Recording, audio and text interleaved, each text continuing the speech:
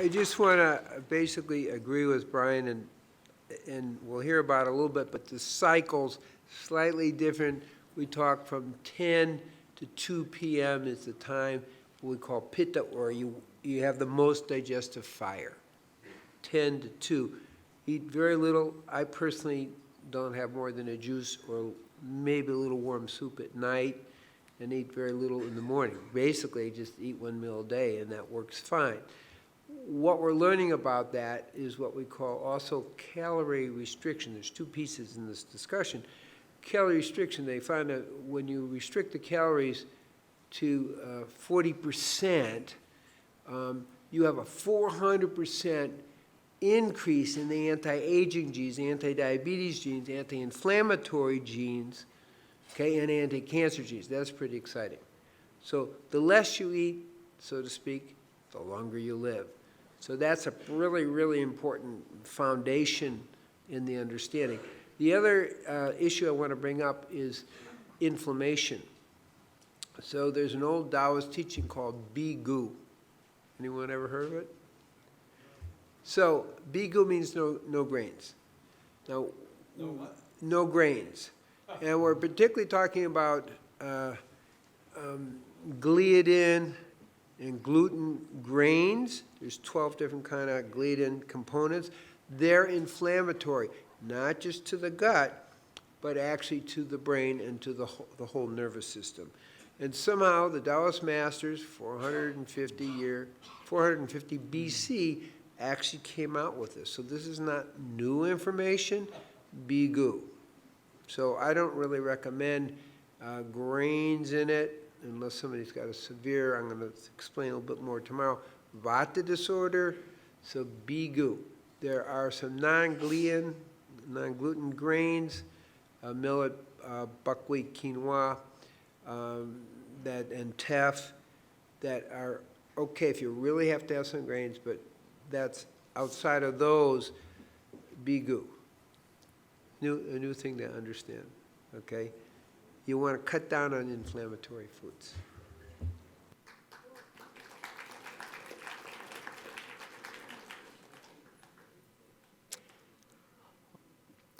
I'm tempted to go to the next question, but the question is, again, if grains, if we are now saying we've just eliminated animal products, we just eliminated fruit, now we're saying grains are questionable. I didn't say that. Okay, hold on. But he's saying that quinoa, Just on the record. Quinoa, millet, amaranth, buckwheat, teff are maybe okay. We're really, if we ask for a poll, let's do this. How many people in the audience are 100% raw foodists? How many? Okay, not too many. And how many people in the audience are 100% whole food plant-based? So still not too many. So when we're eliminating so many things, I'm tempted to think that people are going to say that was a pleasant lecture, but so unrealistic. So when you say that grains are not really ideal, in other words, I'm thinking like if we really are not recommending quinoa, millet, amaranth, teff, buckwheat, wild rice as the core of the diet with beans, I don't think that we're going to get a lot of people to follow this. But on the other hand, if you're saying, no, those things are going to cause diabetes and Alzheimer's and cancer eventually, then it would be a problem. But again, there's too much theory and too much detail about... So let's go back to reiterate what Dr. Cousens said. He was saying the glutinous grains, the glue, the gluey ones. How many of you know you have celiacs or a wheat allergy? Raise your hand. So you have more of those people than you had people who said they were on a plant-based diet. Yeah, so this is an issue, and you're going back thousands of years ago, predating Christ. Is that what you said? That they were talking about? I said Taoist masters 450 BC. Oh, there you are. So Bi-Gu, no grains. So there you go. So now, I also concur with what you're saying. I mean, it's nice for all of us sit up here in our golden tower, but all of us fumbled into this thing ourselves. I mean, my idea of being a vegan is I actually used to go to the Wendy's.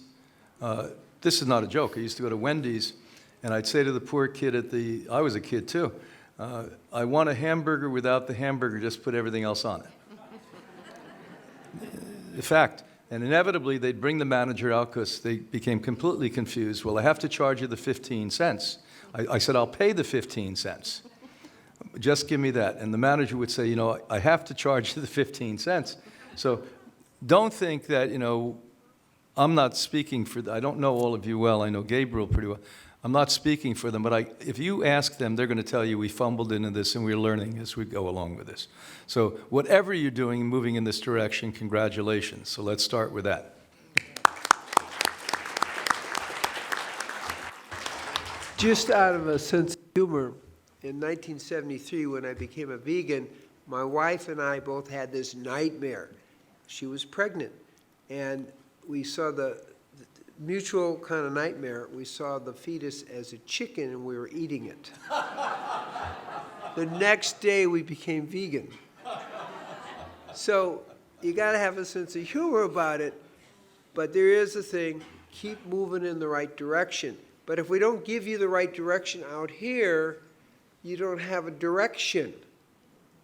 And so if we see it in that context of, no, we're not saying be perfect. Make one change you can do at a time. It doesn't matter if it takes you 2 years or 4 years, or you do it in one day because you have a nightmare, okay?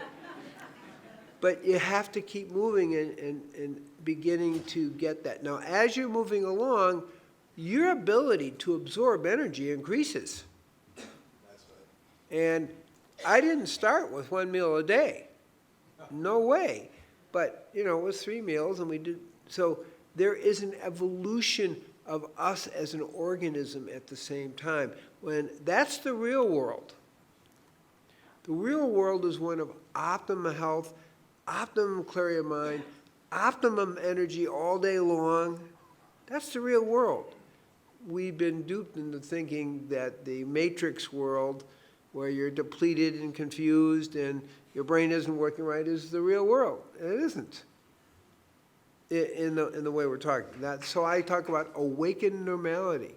But be gentle, one step at a time. In football, we say 3 yards in a cloud of dust. Okay, very good. Believe it or not, he was a football player in college. Can you believe that? Actually, I was a captain of an undefeated Amherst College football team and inducted into the National Football Hall of Fame. So I have a sense of what it takes to make a team undefeated.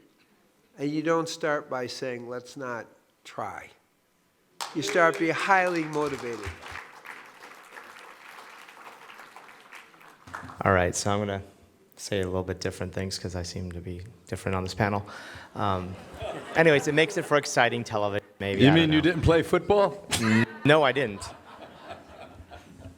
I don't have TBIs. I was a little bit smarter than that, believe it or not.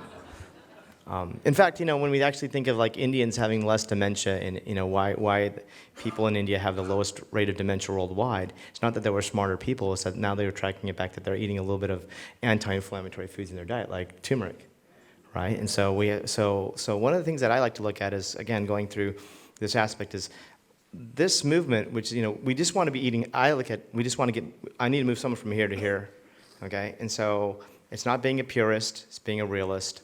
I don't want people to feel like you have to just always do it to the extreme. Again, then you're setting yourself up to failure.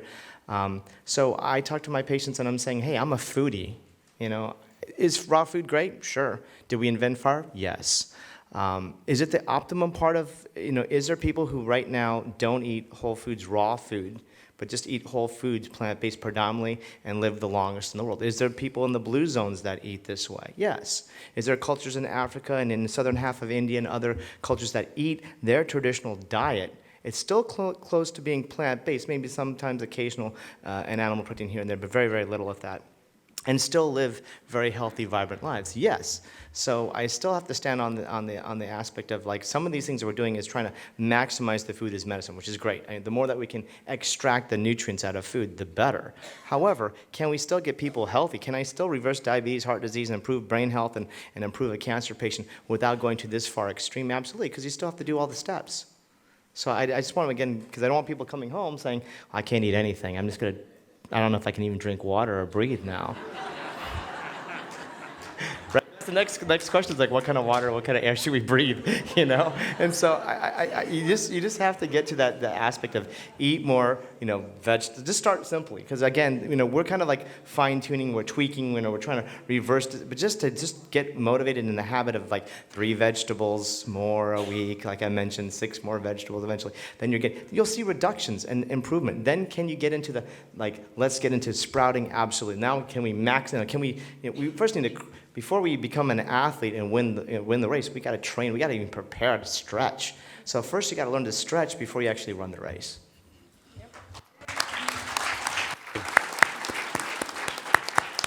You asked about grains, and it is true that not everyone's food budget is unlimited. And one of the advantages of grains is that they're not terribly expensive.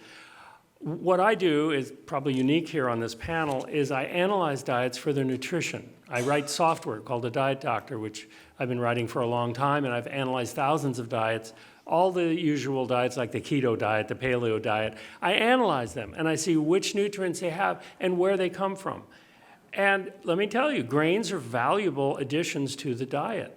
They can add some good B vitamins, some wonderful minerals like magnesium, chromium, all kinds of good things in grains. Now, grains can be best if they're whole and intact. And the word whole wheat or whole grain seems to have been changed somehow because whole means whole. So, you know, oat groats are whole, but oatmeal is not quite whole anymore if it's squashed flat like rolled oats. And then oat flour is very rapidly absorbed, raising the blood sugar a little too quickly and losing some of the goodness. And certainly white flour and white rice have been denatured quite a bit. So if you're looking for good grains, I like wild rice, brown rice, quinoa, amaranth. Amaranth is wonderful. There's all kinds of good grains out there that don't involve gluten, but there may be a little hysteria around gluten too, because the surveys of people who are reacting to gluten badly, it's only 1 or 2%. So in this room, just a few people would actually respond poorly to wheat, for instance. I do think that wheat is overdone, and it's better to have mixed grains and variable grains, and I try to do that in my own diet. But I will say that grains do have a lot of good nutrients. And of course, it's nice if they're soaked or sprouted, that's best. But it's also okay if they're cooked, if that's what you're used to. And in a cold climate like this, you may want some warming food in your stomach. And so I want to give you the feeling that you're still doing something good for yourself if you're eating whole grains. Thank you.